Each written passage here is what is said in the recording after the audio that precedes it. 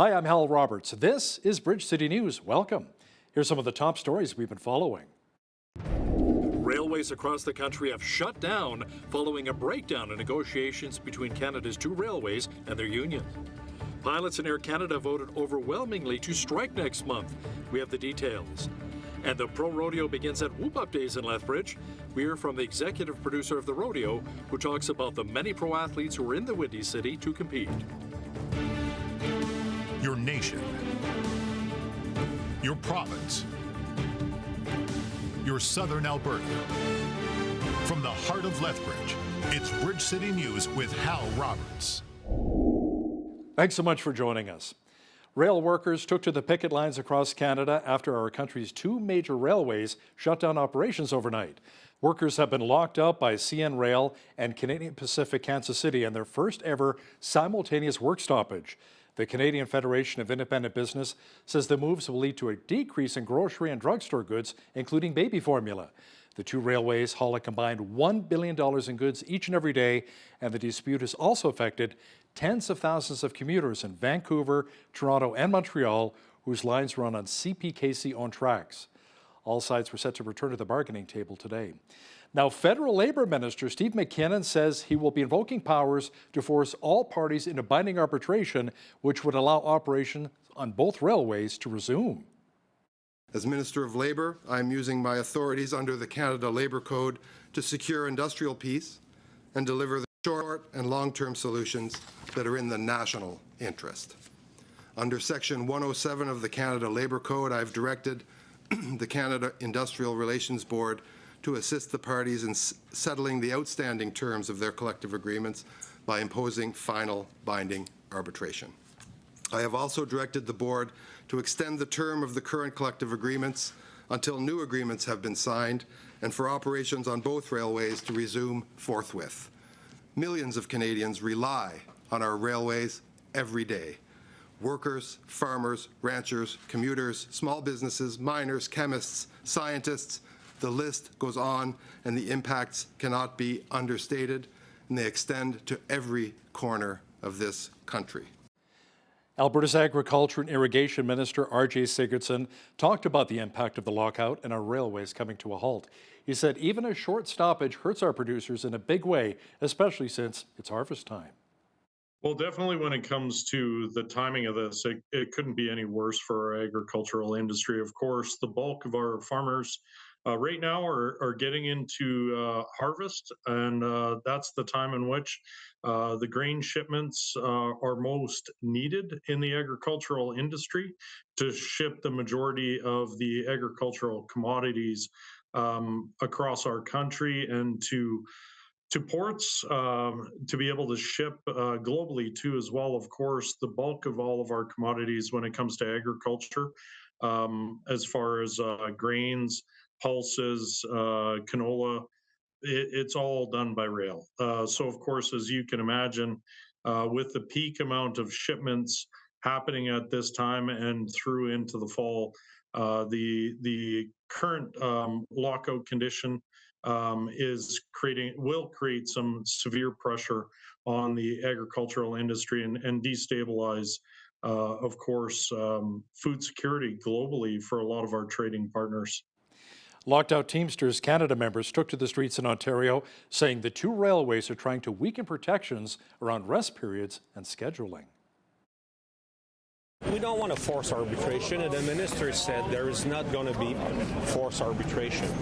We believe that this thing has to be settled at the bargaining table. We don't believe that in letting a third party to decide what's going to be the working condition of these people for the next 2, 3, 4, 5 years. What we're saying to the company, take a responsibility, go back at the bargaining table and negotiate in good faith. And this is what we want. This is how we're going to settle this contract, and that's the message. What we want is working condition that will make sure that the train operator, whether it is an engineer or a conductor, people get their proper rest, they work in a safe and healthy environment. You have train carrying chemical product, carrying energy product, oil and gas and things like that. And locally, Teamsters 750 Union also showed up to the Kip Yard outside of the town of Colehurst here in southern Alberta to advocate for a return to work with new working conditions. The CP has issued a lockout 13 days before we were actually to go on strike. And at no point have they come to the table and bargained fairly with us. So we're looking for a better quality of life where CPs wants to run us, work us longer and pay us less. We spend hours away from home, could be 24 to 36 to 48 hours away from home every trip, and CP wants to add to that. I just appreciate all the turnout we have today, and it's it's united we stand. So how does a rail stoppage impact small businesses right here in Canada? A recent poll of 1,000 business owners revealed that close to a third cited supply chain concerns. Danish Youssef, the founder and CEO of Zensurance, who commissioned the survey, says business owners were really hurt by this. We did hear points like if it lasts more than a few weeks, we don't have the savings to keep going if it impacts the ability to purchase their products or sell their products. So a couple of weeks is what many have reached out to us and said, look, that's really what we have. We also got questions around, will insurance cover this? And typically not. The business interruption coverage that's common in the market requires some form of a property damage, like a flood or a fire or something like that before it kicks in. Unfortunately, a supply chain disruption is typically not something covered in the common insurance policy. Meanwhile, Air Canada pilots have voted to approve a strike mandate. That puts them in a position to walk off the job as early as September the 17th.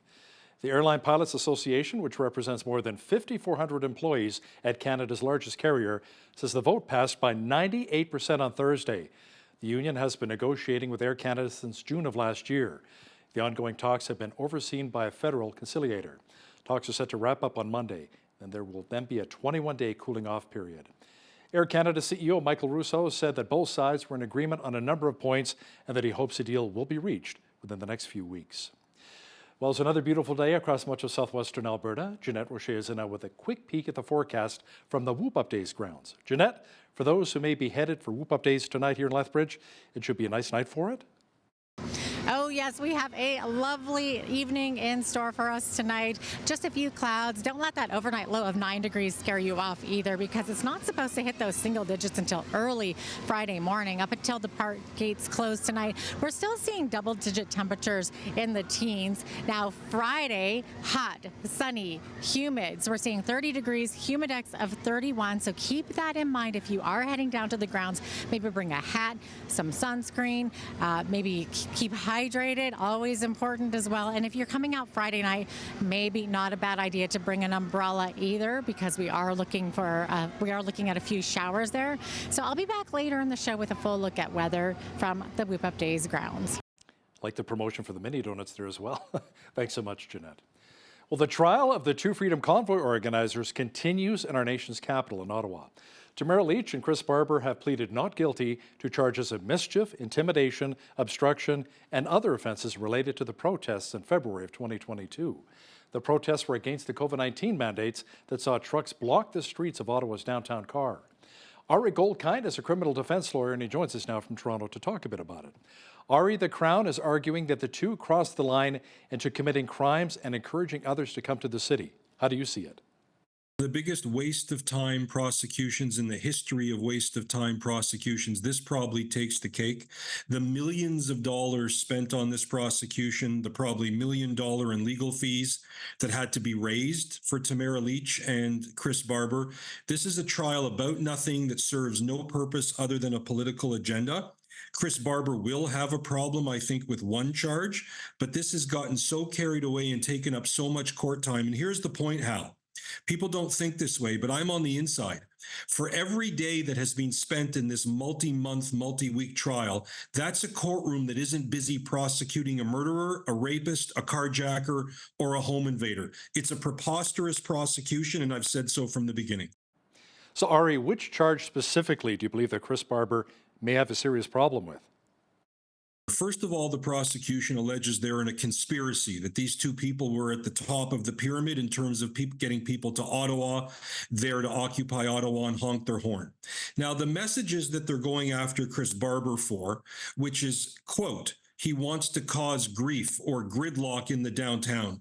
Think about how that applies to Chris Barber, but doesn't seem to apply to Hamas, which is occupying half the cities in Canada right now with their insanity. The police don't seem to be doing anything about that. But the message that I think Chris Barber is going to have a problem with is the one where there's a Superior Court injunction to no longer honk horns. In other words, the people have been ordered to stop honking horns. Chris Barber sends a message out to keep honking the horns. I think he's going to have a real problem on that count. The rest of it, I think, is nonsense.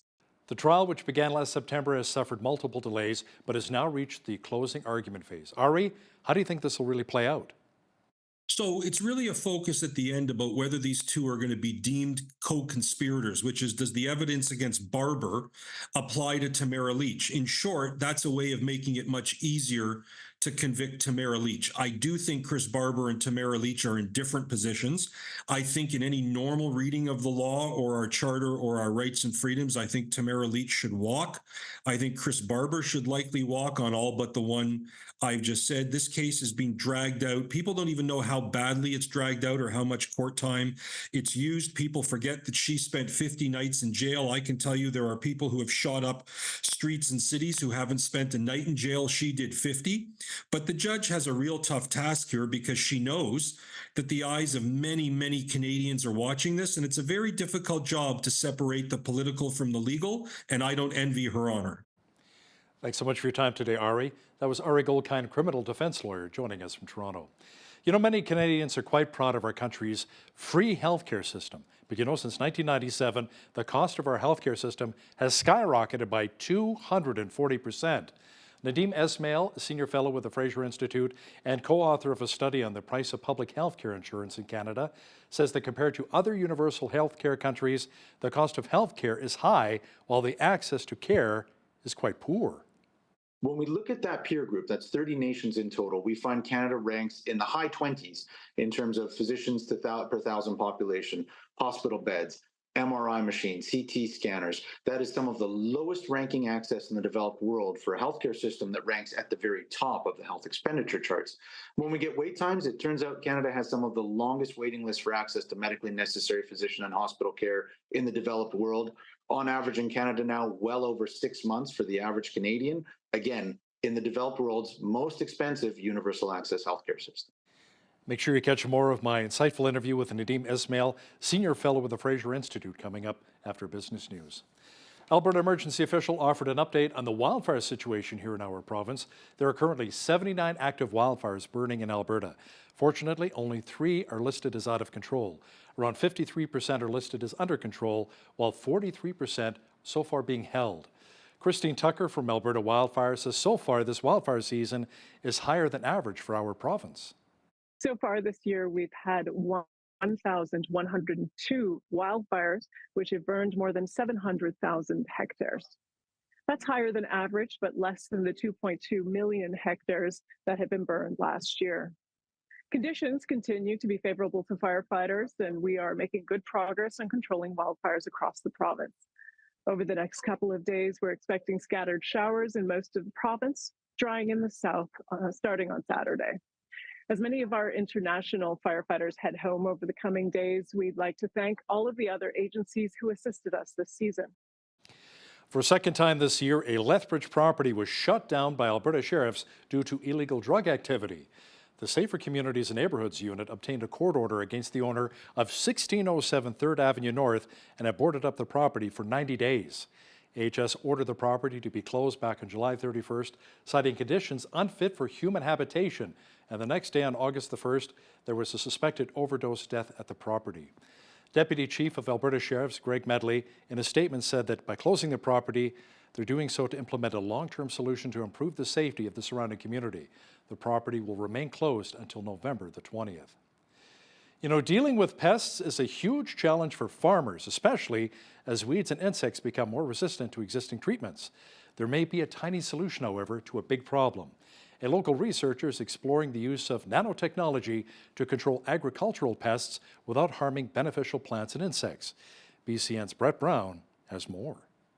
Particles 10,000 times smaller than the width of a human hair may be the key to creating highly effective next-generation herbicides and pesticides. Research scientist Dr. Justin Pereira says his team at Agriculture and Agri-Food Canada's Lethbridge Research and Development Centre are using these particles to specifically target agricultural pests. What we're working to do with these nanoparticles is use them to help create specificity for very specific pests, which is very different from the traditional pesticides. And we use them as what we call delivery devices. So they help us to get active ingredients into specific targets. In addition to nanoparticles, the lab is developing next-generation active ingredients which are again very specific to the pests being targeted. They have also invested in new robotic technologies which allow them to test thousands of different formulations in a short period of time. This will speed up the time it takes to create viable new pesticides. There's lots of different kinds of pests. I would say all of the current pesticides we use are becoming tolerant. So it's really important that we create new kinds of pesticides so that producers have the tools they need to succeed, so we all get fed and get the nutrition we need. Bahara says his team have started testing some of the new treatments, though it will be several years before these products are ready to go to market. For Bridge City News, I'm Brett Brown. The Lethbridge Pro Rodeo kicks off at the Lethbridge and District Exhibition Grounds as world-class rodeo athletes will compete for 3 nights en route to the Canadian and National Finals rodeos. With the rodeo highlighting the Whoop Up Days Festival, there's a huge buzz surrounding the return of popular events, including bareback riding, tie-down roping, and relay racing. Lethbridge and District Pro Rodeo is one of the top pro rodeos in Canada. It's on the SMS Tour. So we attract the top contestants in the world. So they are competing for both world points and Canadian points for the National Finals Rodeo in Las Vegas and the Canadian Finals Rodeo in Edmonton. I think this year's slate of contestants is probably one of the best I've seen for the rodeo, and the stock is just going to be outstanding. So some of the matchups in the rodeo this year are going to be awesome, and we're just looking forward to it. Always a fun time at the rodeo. The rodeo will run at the Exhibition Grandstand until Saturday night, beginning at 7 p.m. each night. Everything is ready for the Tabor Corn Fest. Music, dancing, food, and lots of color will delight locals and visitors during the annual summer festival.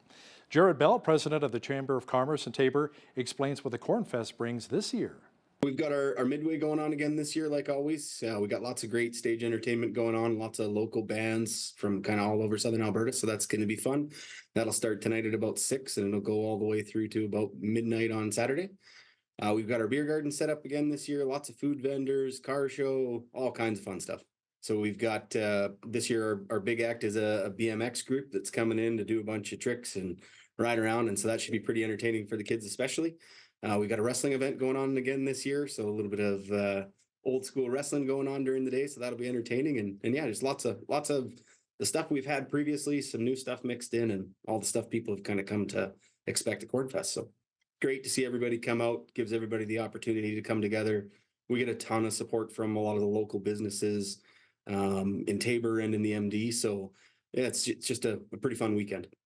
Love that Tabor corn, especially the peaches and cream.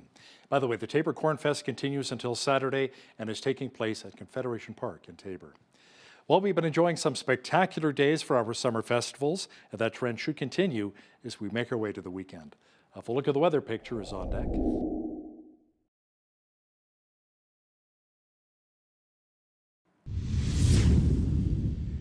It is summer festival season here across much of southwestern Alberta. Whoop Up Days continues in Lethbridge and in Tabor. It's the Tabor Corn Fest. Now, Jeanette Rocher is high up in a Ferris wheel right now, joins us from the Lethbridge and District Exhibition Grounds. Jeanette, not bad weather ahead for those who want to enjoy the rides, the games, concerts, and a rodeo. Oh, yes, and I'm already enjoying the rides right now. As you can see how, well, actually enjoying might not be the word for it because I'm kind of afraid of heights, like deathly afraid of heights right now.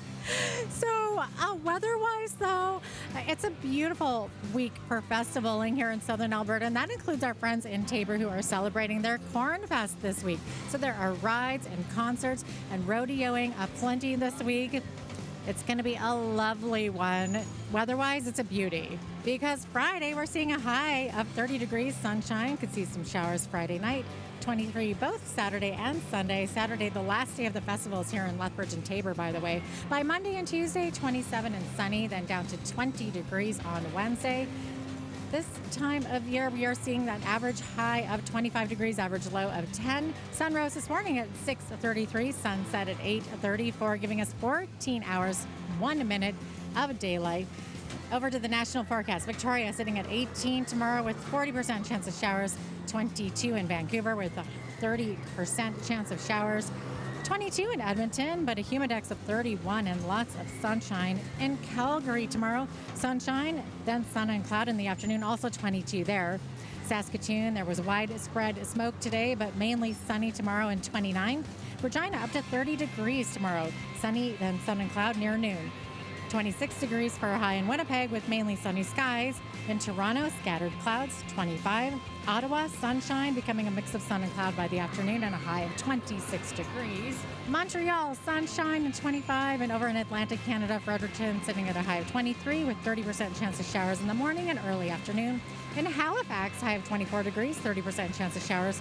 60% chance of showers in Charlottetown with a high of 22 degrees. And in St. John's, 18 and 40% chance of afternoon showers. Coming to you from Whoop Up Days high above the ground. That is your weather forecast. We are so high right now. Love that. Labour Minister Steve McKinnon has invoked powers to force all parties in the railway lockout into binding arbitration, which will allow operations on both Canadian National Railway and Canadian Pacific Kansas City to resume. Freight traffic on Canada's two largest railways grounded to a halt.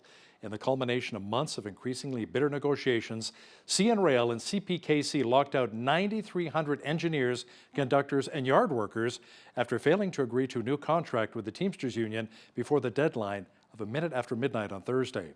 The impasse over wages and scheduling also affected tens of thousands of commuters in Vancouver, Toronto, and Montreal, whose lines run on CP-owned tracks. Passenger trains can't run on those rails without the locked-out traffic controllers who dispatch them. Each side has accused the other of failing to negotiate seriously. The unprecedented dual shutdown of the two railways halted a combined $1 billion worth of goods shipped by rail each and every day. TD Bank Group has taken a $2.6 billion U.S. provision in its third quarter results. It's related to ongoing U.S. investigations into its anti-money laundering program. The bank says it's taking charge in anticipation of a global resolution of the civil and criminal investigations by the end of the year, a resolution TD says will include monetary penalties. 4 Mexicans have been arrested after police in Moose Jaw, Saskatchewan were alerted to an unlicensed paving company. Police say the company was operating under multiple names, including Horton's Paving and Masonry and Tartan's Paving. The companies were not registered or licensed to operate in the city. They say the company's workers were Mexican citizens who didn't have the proper documentation to work in the country and were turned over to the Canada Border Services Agency and arrested. Police say it doesn't appear as though the company is responsible for any of the crimes. Now, here's a look at today's markets. The TSX was down 84 points on the day to finish at 23,037. The Dow was down 177 points to 40,712. The S&P 500 was down 50 on the day to 5570, and the Nasdaq was down 299 points to 17,619. West Texas Intermediate Oil was up $1.08 to $73.01 US per barrel. Natural gas was down 12 cents to $2.20 US. Gold was down $27.74 on the day to $24.8478 US an ounce, and silver was down 62 cents to $28.98 US an ounce. Feed wheat is at $7.26 per bushel, barley's at $5.44, canola's at $12.81, and corn is at $7.11 per bushel. Live cattle were up $1.33 to $182.55. Feeder cattle were up $2.73 to $241.98. And lean hogs October contract was up $3.48 to $79.63. The Canadian dollar was up slightly over the past 24 hours to $73.50 US.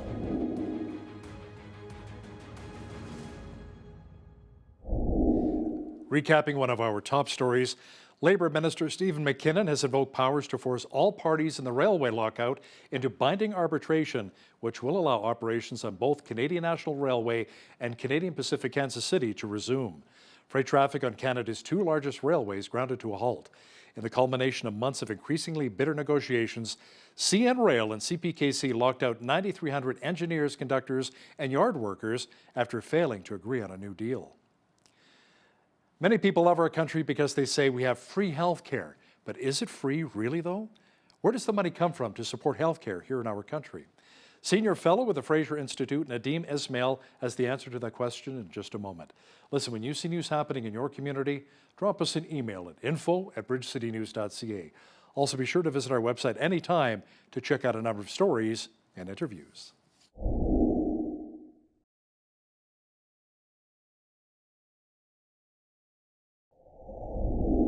Canada's often looked at as a country with free health care, but is it actually free? Don't our tax dollars actually pay for some of that, or a lot of it? Joining us today from Calgary to discuss this in more detail is Nadim Ismail. He's a senior fellow with the Fraser Institute and nonpartisan think tank. Nadim, welcome to Bridge City News. Thanks for having me on the show. You bet. Now, you recently co-authored a study on the price of public health care insurance in Canada, and you say that Canadians often misunderstand the true cost of public health care. Who's actually paying for the health care? It comes from taxpayers. It comes out of the tax coffers. All of the money we pay in taxes and income taxes, business taxes, profit taxes. There are some healthcare taxes in some provinces, fuel taxes. It goes into one giant coffer. And out of that coffer comes our healthcare expenditures, which works out to about $225 billion in 2023. So it's Canadians who pay for it, but I think the way we pay for it makes it difficult for Canadians to understand just how much they themselves are actually paying for their annual healthcare insurance. So what are the actual annual costs per family that are coming out of our tax dollars? When we look at an average family of four in Canada, they're earning about $176,000. They're paying just about $18,000 for their healthcare insurance. That drops down to about $5,600 for an unattached individual, and then a one-parent, one-child family is going to be about $5,400. So large sums of money, substantial, again, reflective of the fact that some families will be paying more taxes than other families, but none of those dollar amounts are small, and certainly they're not free. So have costs actually gone up after the COVID-19 pandemic? What have you seen? What do some of the numbers look like? If we look pre and post pandemic, what we find is that the healthcare expenditures have indeed risen from before the pandemic to after. Certainly during the pandemic, we had some interesting movements upwards and downwards, but from before to after, we are certainly higher than we were. And remember, this is in the developed world's most expensive universal access healthcare system. So not only are these dollar amounts high for a family, they're high internationally. Now, your study also shows that healthcare costs have been rising steadily since 1997. In fact, the costs have increased, what, 240%? They have. That's about 1.7 times as fast as the average family's income, which means healthcare is placing an increasing burden on the family income. Now, we talk a lot about housing. Healthcare costs have risen about 1.6 times as fast as housing. So while housing costs have outstripped family incomes, healthcare expenditures have outstripped housing. I understand that the rate of these rising healthcare costs has declined, over the last 10 years? So perhaps that might be good news. Do we know why the rate has actually slowed down somewhat? We've seen a reduction in the rate of growth in government expenditures on healthcare over the last decade, which has brought healthcare expenditures just slightly above the growth in family income. So we're still seeing a fairly consistent share of family income going to healthcare expenditures. But remember also now in 2023, we have the longest wait times ever recorded in Canada. So the healthcare system certainly hasn't improved, and we already have a lot of money in the system. So as much as we've seen some slowing of expenditure growth, that growth in expenditures is still keeping up with income growth, which means we're not making any headway for the average family, and it's not a great healthcare system in exchange for it. Now let's talk about healthcare costs and where a lot of the money is being allocated. Is it towards maybe helping those who are battling cancer and some other serious diseases? Certainly, and that's going to be a fairly typical allocation. Healthcare expenditures will be driven towards those services that are going to be saving life, and less towards those services where we're improving life or where we are treating individuals for conditions proactively because of the shortages we have in the healthcare system. And we see it in waiting lists too. The wait time for cancer is down at 3 or 4 weeks. It's still far longer than it should be. It's longer than physicians consider reasonable, But that's nothing compared to the year-long waits we can see in orthopedic surgery and neurosurgery and medically necessary plastic surgeries. So the wait times, again, will reflect that same distribution. When we look at the data internationally, what we find is the Canadian healthcare system is not too bad at dragging people back from the brink of death. The problem is it treats them terribly, if not inhumanely, in the process of doing so, with these remarkable delays for access. So then how does Canada really compare to other developed nations with the amount per capita that we actually spend on healthcare? When we look at per capita expenditures adjusted for purchasing power parity, Canada ranks about seventh on an age adjusted basis internationally among peer nations that also have universal access healthcare systems. When we take those expenditures as a share of income, of share of GDP, Canada ranks first. So, whichever way you cut it, Canada is among the top spenders on universal access healthcare in the developed world. So let's compare maybe ourselves to the United States or some of the other, maybe some of the European nations such as Germany, France, and England. Do we have more physicians than a lot of those nations, shorter wait times, more hospitals, or even more diagnostic machines and clinics? How do we really compare? We are bottom ranking when it comes to those comparisons. Let's take the US off the table. That's a non universal healthcare system by design, and that's not what Canadians want. So let's compare Canada to other universal access nations in Western Europe, in Australia, Japan. When we look at that peer group, that's 30 nations in total, we find Canada ranks in the high 20s in terms of physicians per thousand population, hospital beds, MRI machines, CT scanners. That is some of the lowest ranking access in the developed world for a healthcare system that ranks at the very top of the health expenditure charts. When we get wait times, it turns out Canada has some of the longest waiting lists for access to medically necessary physician and hospital care in the developed world. On average in Canada now, well over 6 months for the average Canadian. Again, in the developed world's most expensive universal access healthcare system. So you focused a bit on wait times. Do you think maybe Canadians are getting a little frustrated and are going south of the border to get their MRIs or maybe some treatments? Certainly, we're seeing increasing frustration, I think, among the Canadian public. It's showing up in polling data, it's showing up in conversations, it's showing up at the political level as politicians are being more responsive to the issue and more reactive to the issue. There are some phenomenal private alternatives that are growing and expanding south of the border, as well as in Western Europe, through the Caribbean, through Southeast Asia. That market has been growing for many years. And we're seeing some private operators create some interesting opportunities here in Canada as well. We're seeing some in British Columbia, some in Alberta, some in Quebec. But governments, again, across Canada, and we just heard from the CMA, the Canadian Medical Association, on the subject as well, they really want to commit to this failing model and trap Canadians within it, which is going to mean Canadians will have to leave their jurisdiction for the healthcare they need because the public system is clearly unable to deliver it in a timely fashion. You know, through your research and study as well, what do you think it is needed to really attract more physicians and more nurses to come to Canada and practice here? I think certainly attracting more professionals is part of the answer. Training more professionals in Canada is also part of the answer. We know medical school training in Canada was pared back in the early 1990s and has been increasing recently. But how many Canadian students who are capable, highly trained, qualified with excellent grades and backgrounds are going to Europe to be trained as physicians, going to the Caribbean? There are schools there that are advertising in Canada, come and become a doctor here, and then you can practice not in Canada because re-entry into Canada, you're an international medical graduate again. We need to be training Canadians here at home as well as being an attractive destination for medical professionals. And at the same time, I think we need to make better use of the medical professionals we have. Let's not forget we have physicians in Canada who are seeking more operating time or who could do more operating time but can't access it in the public system. And we have unemployed, fully trained Canadian surgeons ready to practice in Canada who can't find a surgical appointment in this country because there is no operating time for them. Or how about some physicians who are actually driving cab in certain cities because they can't get a position here in Canada as a doctor? Indeed, in that protective system that keeps many out, there are standards that need to be maintained, I think, for the healthcare system as a whole. But certainly the pathways in seem to be unnecessarily restrictive for physicians who were doing the same work in another country but are unable to treat patients here.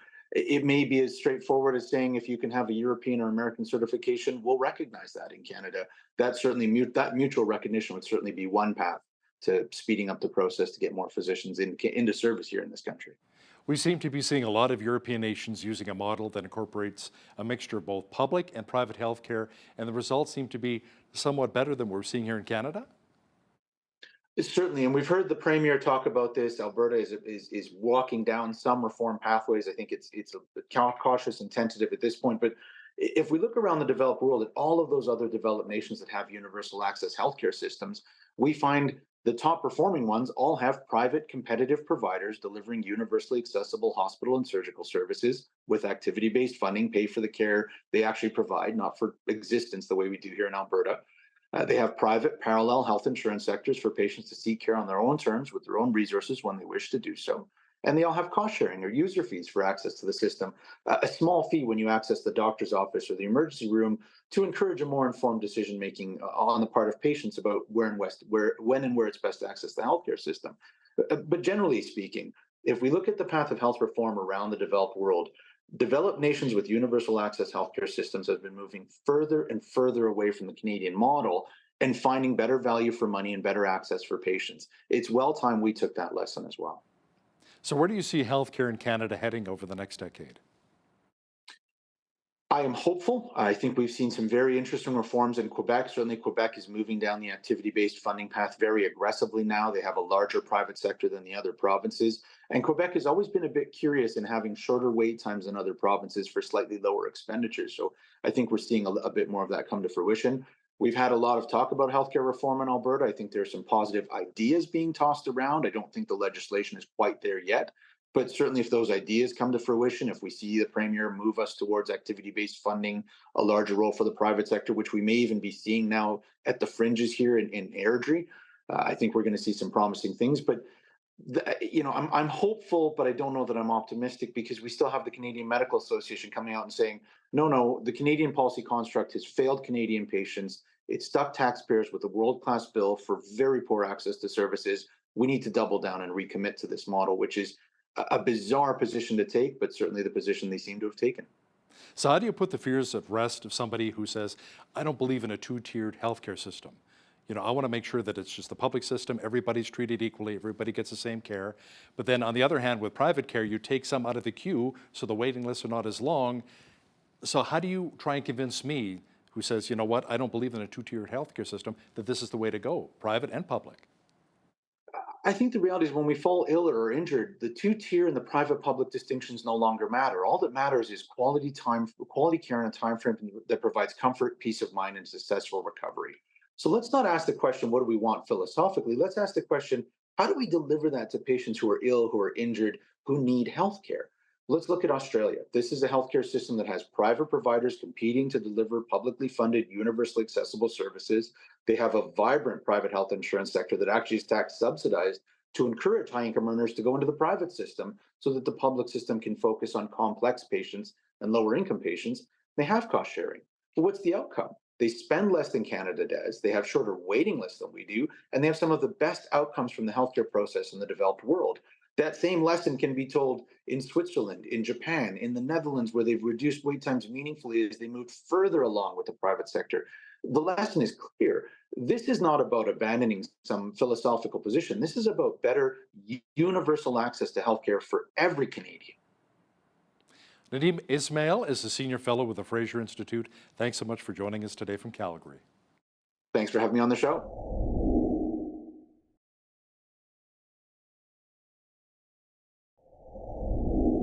If someone brought up the term Tourette syndrome, what kinds of things would come to mind? Most of us probably don't really know a lot about it, but today we are going to learn a bit more about this disorder. And Jerry Firth joins us from Lethbridge. He is the coordinator of the annual Trek for Tourette fundraiser, which just occurred a couple weeks ago in Lethbridge. So he's here in Lethbridge. Welcome to Bridge City News, Jerry. Great to have you on. And I understand that fundraiser took place at Legacy Park and it was quite successful. Yes, thank you. Pleasure to be here, and thank you for the opportunity to share a little bit more about Tourette syndrome. Of course. Okay, so maybe let's find out, first of all, what your connection is with Tourette syndrome. Is this something that you yourself have been diagnosed with, or perhaps someone close to you? Yeah, our oldest child, who's now the age of, well, almost 17 now, was diagnosed with Tourette syndrome at the age of 6. Myself and our youngest child also have tics, which is the most common trait within Tourette syndrome, but it's a part of a host of what would be known as tic disorder. Neither of us have been formally diagnosed, at least not at this point. We also have other individuals in our life that we know that live with and are affected by Tourette syndrome. Okay, so what kind of a disease is this, and what are the symptoms? You did mention the tics there. Yeah, so Tourette syndrome is a neurological disorder, which means it affects the brain and other nerves within the body. So this disorder involves repetitive and involuntary movements and sounds known as tics. It's part of a group of tic disorders and is the most severe of these types of disorders. Okay, so can you maybe describe what some of these various types of tics, what these symptoms sort of look like? Certainly. So tics present differently for everyone. It can range on a scale of severity from minor to rather large and uncontrollable. Movements can be present in any part of the body. That would include the face, neck, arms, legs, and so on. It could include things like flinching, twisting, flinging, among other movements. The vocalizations could include things like humming, grunting, coughing, and vocalizing certain words or phrases. For example, with our child, humming is something that's quite present for them. And they also have various words or phrases that they might repeat. Um, they have an arm flinch that they do when they flick out their arm to the side. But of course, throughout um, the development of Tourette syndrome that they've been living with, their tics have changed and morphed. For myself, for example, I also have most of my tics happen in my face. I also have a bit of a shoulder roll or a shoulder shuffle. You might actually end up seeing that at various times within this interview. Um, and then when I'm often preoccupied with watching TV or something, I will do a ticking noise with my mouth. And so, like I said, it's different for everyone and can look and sound different. And those tics can change throughout the lifetime. Yeah, you mentioned the change there. Is this something that can gradually increase over time, or does it more decrease? Does it affect younger people more than older people? Do you grow out of it ever? Yeah, good question. So it typically does change, and the more it's more common with children. People enter that adulthood can live with Tourette syndrome, but often it does decrease, and in many cases it can actually even go away in time. That's not true for everyone, but I would say that it's more severe among young people. Okay, all right. Now, we often see Tourette syndrome depicted in the movies as people who maybe like swear uncontrollably. That's kind of what it's known for. But how much reality is there to that? Certainly, yeah. So movies and other popular media often depict Tourette syndrome on the higher end of severity. The uncontrollable swearing is often known as what's called, see if I get the term right, coprolalia. In reality, only about 10% of people impacted by Tourette syndrome display vocal tics that would consist of things such as the socially inappropriate cussing or swearing. This depiction, unfortunately, can be incredibly harmful and continues to provide the misconceptions of what Tourette syndrome is. Yeah, no, for sure, definitely. Now, are people with Tourette's are completely aware of the tics that are occurring, or do they try to stop them from happening? Yeah, I would say for the most part, there is some awareness. I would say specifically amongst the more severe tics, they're pretty hard to be missed by anyone, including the individual. There are times though where it becomes a bit of a normal function, and you may not acknowledge or recognize them, and others who are familiar with you also may not acknowledge them. And as I had mentioned earlier, that some of them can look like normal actions or behaviors by an individual, so they might go unnoticed by others and themselves. Unfortunately, though, some of the more severe tics can be quite uncomfortable and painful even at times. For example, our child has one where they thump their chest pretty hard, and that can be quite hurtful for them. Yeah. So those types of tics obviously are ones that they're quite aware of. But like I said, they are uncontrollable and involuntary. So there are times that you can work to try to suppress them, but that can be very difficult for most. How common is this disease, and does it impact one gender more than the other? Sure. Uh, so tick disorders. So Tourette syndrome is a part of a group of tick disorders, and tick disorders affect about 1 in 100 children, and Tourette syndrome is more around 1 in 160. It tends to affect males more than females. I think it's a 3-in-1 ratio to a 4-in-1 ratio, somewhere around there. Um, uh, and it shows up and presents differently amongst males and females in some ways as well. Interesting. Like in what way? Just with regard to well, when it presents itself, males typically end up presenting a little bit earlier in life than females, and um, there are more prevalence with some of the motor tics. I understand. Okay.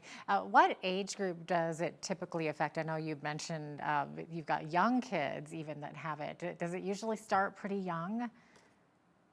Yeah, so the first signs of Tourette syndrome usually occur between the ages of about 5 and 10. Now, they can occur as early as the age of 12 or even later, up to the age of 18 is when you might still first start seeing tics occur.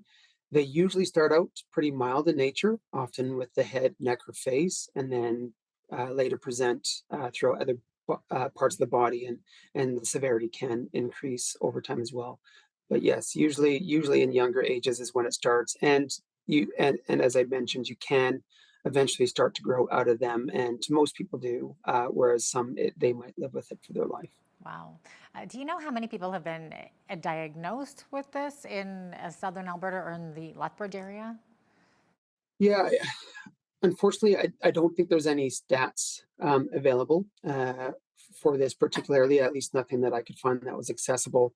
But if we can imagine 1 in about 160 children being affected, I'm not sure exactly where we are with the population of children, but at 100,000 plus people in Lethbridge, I would say there's probably 300 individuals that are likely affected or living with TS. Wow, incredible. So what do we know about the cause of Tourette syndrome? Is it genetic, or can the environment around us sort of contribute to it? Certainly. Yes. So the exact cause itself is unknown.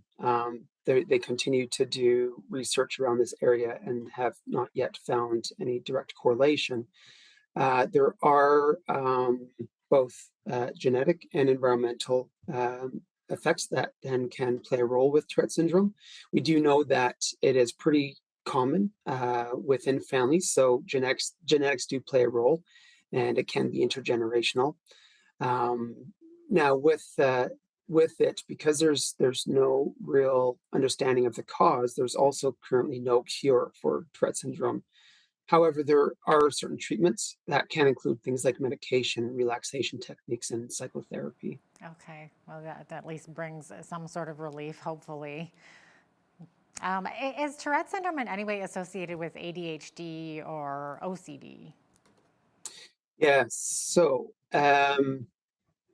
it's actually, well, the term would be that's often used as comorbidity, but certainly Tourette syndrome is often accompanied by any of those other neurological disorders, whether it be attention deficit hyperactivity disorder, oppositional defiance disorder, or OCD itself. And so each of those might create new dynamics or have different effects or impacts on how TS might be present, and then also create some other complexities and complications as a result.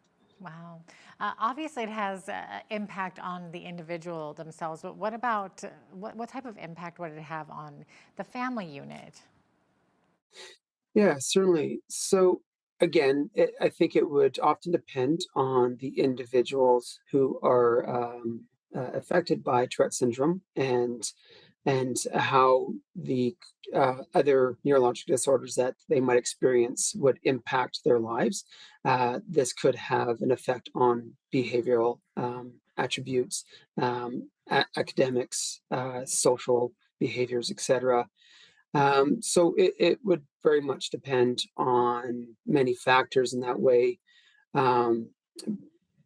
But I think that a lot of the challenges that come with it is because it's such a misunderstood diagnosis that there's also often a lot of social stigma. Plus, there's also minimal resources available to individuals and families affected. With that social stigma that exists as well, it can also feel like often an isolated experience for the individual and families.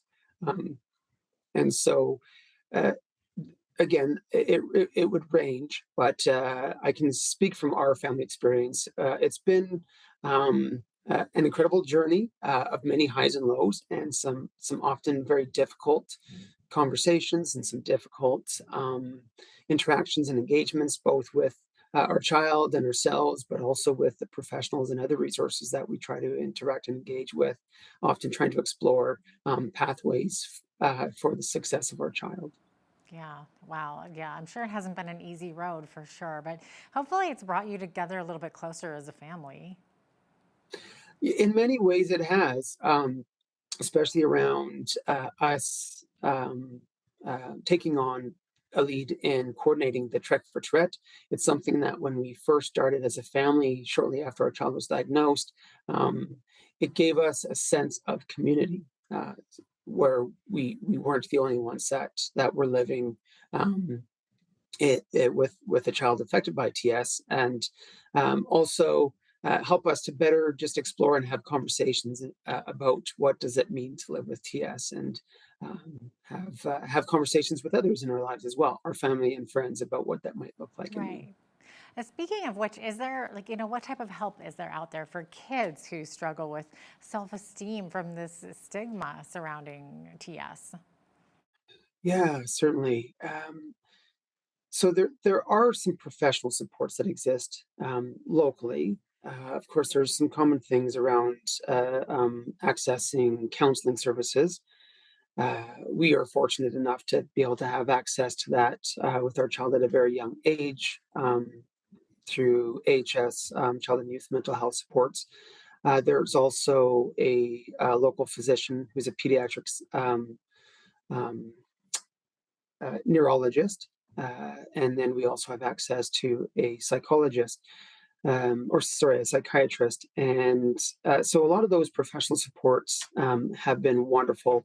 We have looked at and explored other potential supports in Calgary at the Children's Hospital there, where they have specialization in Tourette syndrome. But of course, the travel it imposes its own challenges. But of course,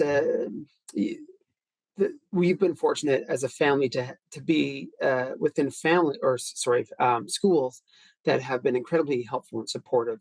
However, again, with the Tourette syndrome being rather misunderstood and just unfamiliar for most people, that the school setting has probably been one of the greatest challenges to try to explore and navigate. Yeah, I can imagine. With that said, any advice for schoolmates as to how to respond or interact with a fellow student who might have TS? Certainly, yeah, and I appreciate this question. So our child, shortly after they were diagnosed, we encouraged them to share about what Tourette syndrome is and what it means to them and how they live with it, so that there can be this familiarity with it. Really, I think if anything, it's important that people understand that the movements and vocalizations are involuntary. Most people who are living with TS struggle with the perception when they might be seen as being interruptive. So I think it's important not just for the classmates, but for the teachers to also know that there's no intention in that area. And there are things that can be done to help in those situations. One, not just the understanding, but also sometimes stress can induce tics. So if a student is struggling in a setting and tics are being set off by their stress levels, to just provide another space for them, perhaps some quiet space for a while. Also, maybe make some accommodations so that they're able to do some learning or some of their exams at a different time or a different location. So it would depend on the individual, but I think it's really just about having understanding and starting some conversations about what are the needs to help be supportive for the individual, but obviously not in a way that's going to create more burden or challenges for the school, but rather create some partnership where everyone can benefit. Yeah, definitely good advice there. And, you know, education is always the best tool. But it looks like we're out of time. But thanks so much, Jerry, for being with us for this very informative discussion on Tourette's syndrome. And all the best to you and your family, of course. Wonderful. Thank you so much. It was wonderful to be here, and thanks for the opportunity. Thank you, of course. Jerry Firth is the coordinator of the annual Trek for Tourette fundraiser for the Lethbridge Tourette Group. I'm Jeanette Roche on behalf of all of us here at Bridge City News. Thanks so much for watching.